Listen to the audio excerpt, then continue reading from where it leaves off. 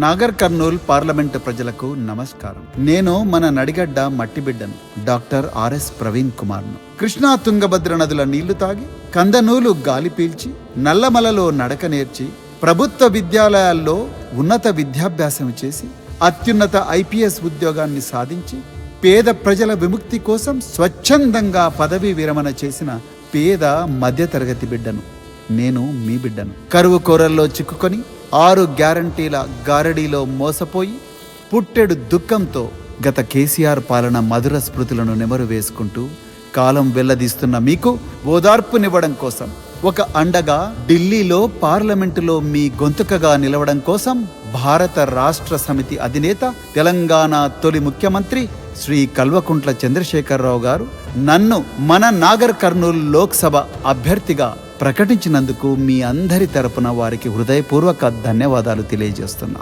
గత అసెంబ్లీ ఎన్నికల్లో ప్రజలపై కాంగ్రెస్ పార్టీ అమలుకు సాధ్యం కాని మోసపూరిత హామీల మత్తుమందు చల్లి గుట్టు చప్పుడు కాకుండా మన ఓట్లను వేయించుకొని అధికారంలోకి వచ్చింది. అధికారంలోకి వచ్చిన 100 రోజుల్లోనే ఇచ్చిన హామీలను తుంగలో తొక్కింది.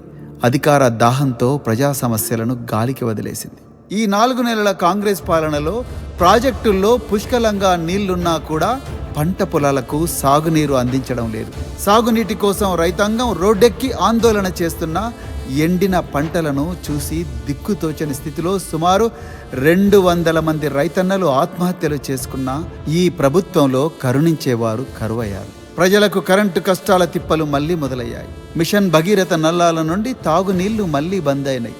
గుక్కెడు మంచినీళ్ల కోసం మన మహిళలు నీళ్ల ట్యాంకర్ల కోసం ఎదురు చూసే రోజులు మళ్లీ దాపురించినాయి. ఇటువంటి దౌర్భాగ్యమైన పరిస్థితిని కేసీఆర్ గారి 10 ఏళ్ల పాలనలో ఎన్నడైనా చూశామా? అసలే చూడలేదు.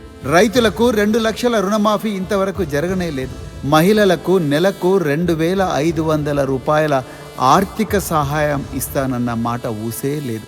విద్యార్థులకు విద్యా భరోసాను ఇవ్వడం లేదు. చేయూత పథకానికి మొండి చేయి చూపించి పింఛన్లను 2016 నుండి 4,000 రూపాయలకు పెంచుతామన్న కాంగ్రెస్ సర్కారు పత్తా లేకుండా పోయింది. అసెంబ్లీ ఎన్నికల్లో ఓట్ల కోసం కాంగ్రెస్ ఇచ్చిన హామీలన్నీ మోసపూరితమైనవేనని తేట తెల్లమైంది. ఇప్పుడు ఇవే హామీలతో ఇదే కాంగ్రెస్ నాయకులు మళ్ళీ మన ఓట్ల కోసం మన ఇండ్ల దగ్గరికి వస్తున్నారు. తస్మాత్ జాగ్రత్త. ప్రత్యేక తెలంగాణ కోసం ప్రాణ త్యాగానికి కూడా సిద్ధపడి కేసీఆర్ గారు పోరాడి సాధించిన తెలంగాణ రాష్ట్రం వారి నాయకత్వంలో 10 ఏళ్లు సస్యశ్యామలమైంది. కేసీఆర్ గారు ముఖ్యమంత్రిగా ప్రవేశపెట్టిన ప్రజా సంక్షేమ పథకాలు మిషన్ కాకతీయ, మిషన్ భగీరథ, కాళేశ్వరం, రైతు బంధు, రైతు బీమా, ఆసరా పెన్షన్లు, దళిత బంధు, బీసీ బంధు, కళ్యాణ లక్ష్మి, షాదీ ముబారక్, గురుకులాలు వంటి అనేక పథకాలు కాంగ్రెస్ పాలనలో కనుమరుగవుతున్నాయి. కేంద్రం నుంచి మన రాష్ట్రానికి రావాల్సిన నిధులు రావడం లేదు. కేంద్రంపై పోరాడి మన హక్కులను సాధించాల్సిన నాయకులు నేడు మన రాష్ట్రంలో కరువయ్యారు. రాష్ట్రంలోని కాంగ్రెస్ కేంద్రంలోని బీజేపీతో చేతులు కలిపి బడే బాయ్ చోటే బాయ్ లాగా లోపాయికారి ఒప్పందం కుదుర్చుకున్నాయి. ఈ 2 పార్టీలు కలిసి మన రాష్ట్రానికి రావాల్సిన ప్రయోజనాలను మనకు దక్కకుండా చేస్తున్నాయి. కేంద్రంలో బీజేపీ మళ్ళీ అధికారంలోకి వస్తే భారత రాజ్యాంగాన్ని రద్దు చేయాలని కుట్ర పన్నుతున్నది. ఇదే జరిగితే మనందరి జీవితాలు మళ్ళీ చీకటిమయం కావడం ఖాయం. అందుకే ఈ 2 పార్టీలు చేసే కుట్రలు, కుతంత్రాల నుండి భారత రాజ్యాంగాన్ని, తెలంగాణ రాష్ట్ర హక్కులను కాపాడుకోవాల్సిన చారిత్రక అవసరం, బాధ్యత మనందరిపై ఉన్నది.